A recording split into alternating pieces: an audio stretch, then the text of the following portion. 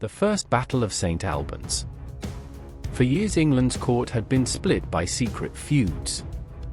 By spring 1455 these tensions boiled over. On the 22nd of May, 1455 the rival factions of the House of York and the House of Lancaster met in open combat in the narrow streets of St. Albans. This clash is generally regarded as the opening battle of the Wars of the Roses.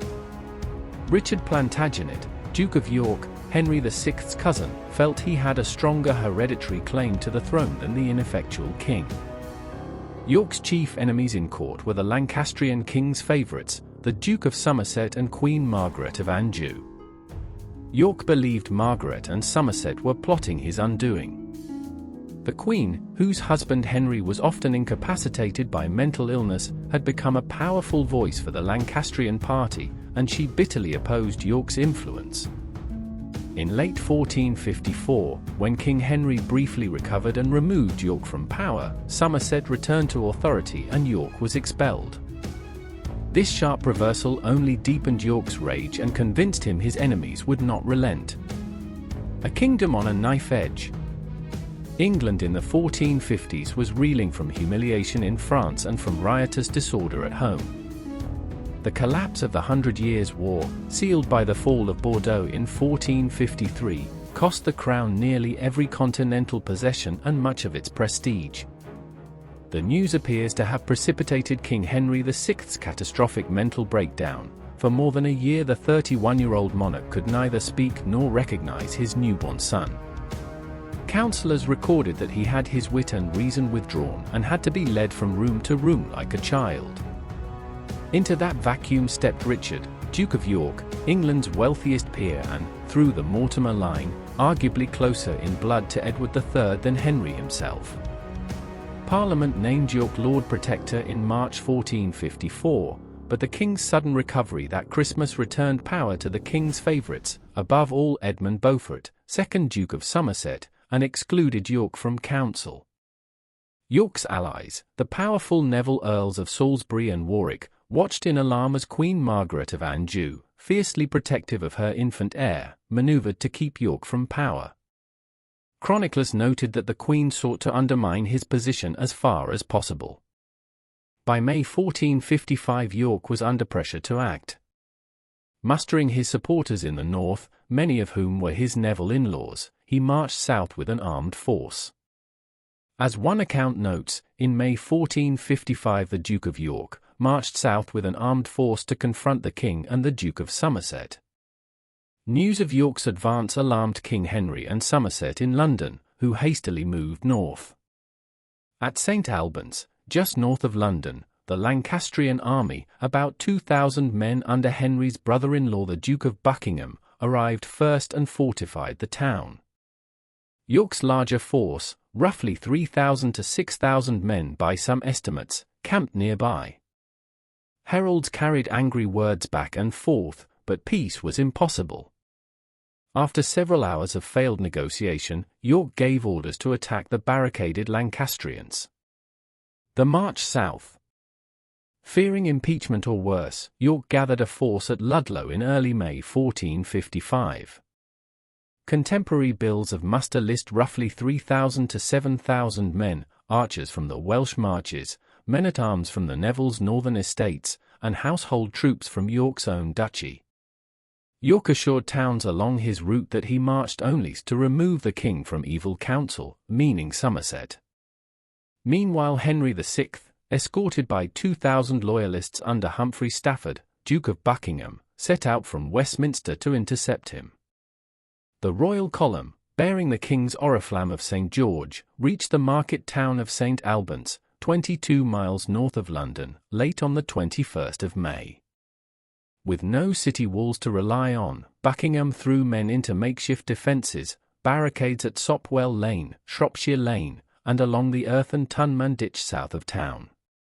Dawn, the 22nd of May, 1455, parley before blood. On the morning of May 22 the Yorkist assault began. Buckingham's men manned hastily built barricades on Sopwell Lane and Shropshire Lane leading into St. Albans. York's men launched frontal charges down St. Peter's Street, but the Lancastrian pikemen and archers held firm in the narrow lanes. These initial assaults met stiff resistance and inflicted heavy losses on the attackers. Around midday, Richard Neville, Earl of Warwick, York's ally, led a flanking detachment through back alleys and gardens. Warwick burst unexpectedly into the town's market square, where many of Henry's troops were gathered. Caught off guard, the Lancastrians panicked and began to rout. Torches guttered out as sunrise lit St. Peter's Street. Heralds cantered between the two camps for almost 3 hours. York, encamped on Keyfield to the east, demanded that Somerset be handed over for treason. Henry replied that York must dismiss his army and submit. Anxious that royal reinforcements might arrive from London, York decided to force the issue. At about 10 o'clock, the bell of the medieval clock tower, a civic symbol of St. Albans' independence, tolled the alarm, just as it had been built to do half a century earlier. Forward, in the King's name! York's vanguard, bows unstrung until the last moment to keep the strings dry, advanced down Sopwell Lane only to meet arrow fire and pikes at the barricade. 2 assaults failed, costing Yorkist captains Lord Clinton and Sir Robert Ogle their lives. On Shropshire Lane, Salisbury's men tried to break through garden hedges but were driven back. The battle at this stage resembled a street brawl more than a set-piece medieval field fight, with crossbow quarrels clattering against shop shutters and townspeople bolting doors. Warwick's flanking charge. As Warwick's men struck from the rear, York's longbowmen poured arrows into King Henry's bodyguard. Contemporary accounts note that Warwick's archers rained arrows onto Henry's bodyguard, killing Buckingham and several other influential Lancastrian nobles and wounding the king. The king himself was wounded by an arrow. In the chaos, Somerset tried to hide in a tavern known as the Castle Inn, but York's men brought him out. The Duke of Somerset fought his way out into the street and was cut down by Yorkist soldiers. Other Lancastrian leaders fell as well. Henry Percy, Earl of Northumberland, and the young Lord Clifford were slain in the street fighting. Buckingham had already been killed by the archers. With their leaders dead or fleeing, the remaining Lancastrian soldiers abandoned the barricades and streamed out of town. In all, the bloody battle lasted well under an hour. York's army had been bruised by the street fighting, but the Lancastrians broke completely. At midday, Richard Neville, Earl of Warwick, soon to be dubbed the Kingmaker, led 600 billmen along back gardens beyond Sopwell. Guided by local sympathizers, they burst through weak palings into the Butcher's Market Square behind the Lancastrian line. Contemporary chronicler John Wethamsteed marveled that Warwick's men appeared as if by miracle among the king's household guard. Buckingham's formation folded, arrows sliced through the royal standard, and the wounded Henry had to be hustled into the thatched borin for safety. In the confusion, Somerset, recognizing that the barricades were lost, took refuge in the Castle Inn at the corner of modern Chequer Street. Ironically, a soothsayer had once warned him he would die beneath a castle. Seeing the inn's hanging sign, the Duke reputedly cried in despair, rushed out, and fought like a lion until hacked down by Yorkist bills. Moments later, Henry Percy, Earl of Northumberland, and Lord Clifford also fell, completing the decapitation of Lancastrian leadership. Capture of the king. With leaders slain and barricades breached, Lancastrian soldiers broke and ran north past the Abbey precinct. Total casualties were astonishingly light for a medieval battle, about 100 Lancastrians and 60 Yorkists, most killed in the final minutes. An arrow had nicked the king in the neck. Yorkists escorted him, blooded but courteous, into the Abbey and then to his own tent. There, York knelt, professed loyalty, and effectively took Henry into protective custody. Later chroniclers noted the scene's odd chivalry, treasonous rebellion giving way to obeisance as though nothing amiss had happened. Thus, within hours the defeated King Henry VI was a prisoner. York personally escorted the injured Henry back to London in chains. The Yorkists immediately moved to consolidate power. Parliament soon named Richard, Duke of York, as Lord Protector of England in the King's name. Thus York, now at age 42, effectively ruled the government for the next year. Queen Margaret of Anjou, who had just given birth to a son the previous year, fled south with her infant heir. In effect, the Lancastrian leadership in England was decapitated, Somerset, Northumberland and Clifford were dead, and Buckingham was gone. York and his Neville relatives controlled the king and the state. Casualties in the fight itself were relatively light. One historian notes that both sides suffered negligible losses, perhaps only a few dozen killed, but the political victory was total. Shockwaves in Westminster. Parliament convened in July and, acknowledging the king's painful infirmity, named Richard of York Lord Protector and First Counsellor of the realm. Somerset's offices were given to Warwick, including the coveted captaincy of Calais, a reward that turned the Earl into the most powerful magnate of his age. Queen Margaret, nursing both an injured husband and a mortal grudge, withdrew to the Midlands and began building a rival court around her infant son Edward of Westminster. Within 4 years she would orchestrate the Parliament of Devils at Coventry, attainting York and his allies for treason and reigniting the war on a far larger scale. How small beginnings escalated. St. Albans now looks almost like a dress rehearsal for the horrors to come. Fewer than 200 men died on the 22nd of May, 1455, but later fields like Towton, fought in a snowstorm 6 years later, would drown in blood as entire shires turned out under feudal levy.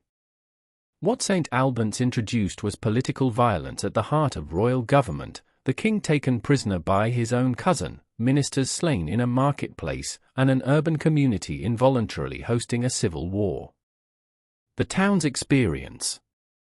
Local records kept at St. Albans Abbey complain not of mass slaughter but of broken shutters, stolen ale, and great fear amongst the wives. Traders petitioned Parliament for compensation for damaged stalls. The clock tower bell, still rung on summer weekends, remains a living artifact of that event. Guides tell visitors it first pealed for war that May morning. The site of the Castle Inn is marked today by a plaque near Chequer Street, while the Abbey's nave still shows mid-15th century graffiti recording the Duke's victory. Strategic lessons. Urban fighting favored daring maneuver. Warwick's decision to seek a side entrance through gardens turned a stalled frontal assault into a rout, anticipating tactics later used at Barnet and Tewkesbury. Speed trumped numbers. Buckingham's attempt to hold barricades with only 2,000 men failed once York exploited gaps. The same principle would doom Warwick at the Second Battle of St. Albans, 1461, when Lancastrians outflanked his own static line and rescued King Henry. Killing captains could end a battle faster than slaughtering ranks. The deaths of Somerset, Northumberland, and Clifford collapsed Lancastrian morale in minutes, a lesson both sides pursued ruthlessly thereafter, leading to the targeted executions after Wakefield and Tewkesbury. Remembering St. Albans. The First Battle of St. Albans was small by later standards, but symbolically it ignited the Civil War. Whereas St. Albans saw only a few thousand men in combat and only tens of dead, later battles involved vastly more troops and carnage. For example, the Battle of Towton in 1461, fought 6 years later, was the largest and bloodiest battle of the Wars of the Roses, with armies possibly in the tens of thousands and casualties in the thousands. Lancastrian forces had already won a second St. Albans in 1461, but Towton put Edward IV securely on the throne. In scale and slaughter Towton far exceeded St. Albans, but St. Albans's significance lay in politics. It was the first time English nobles drew blood over the contest of Lancastrian vs Yorkist influence. It set the pattern for the dynastic struggle to come. Every Wars of the Roses novelist pauses at the image of a king, arrow wounded, trembling in a flower garden while his cousins duel for England's future. Yet to contemporaries the shocking thing was who died and who lived. Somerset's fall removed the hinge on which Henry's policy had swung. Warwick's sudden fame launched a career that would make him arbiter of thrones, and York's triumphant protectorate convinced Queen Margaret that coexistence was impossible. Seen from 1471, the skirmish of 1455 was a fuse, short, bright, and explosive. Sources. Many modern historians draw on chronicles and parliamentary records. A recent Britannica summary stresses that York believed Queen Margaret and Somerset plotted against him, and notes that the encounter ended in under an hour with Somerset killed and Henry captured. Accounts of the combat describe York's failed street assaults and Warwick's flanking charge. The outcome, York's capture of the king and assumption of power, is likewise well attested. Even contemporary reenactments, as shown above, recall the urban combat of 1455. For later battles, Britannica calls Totun the largest and bloodiest of the wars, underscoring how St. Albans' scale and bloodshed were minor compared to the conflicts that would follow. St. Albans today markets itself as the town where the Wars of the Roses began. Walk its narrow lanes and you can still trace the rough line of barricades, stand in the shadow of the 600-year-old clock tower, and read the plaque where a duke's prophecy came horribly true outside the castle inn. The casualties were small, but the consequences, 30 years of dynastic bloodshed, were enormous. In the words of an anonymous London chronicler, here ended one quarrel and began a much greater.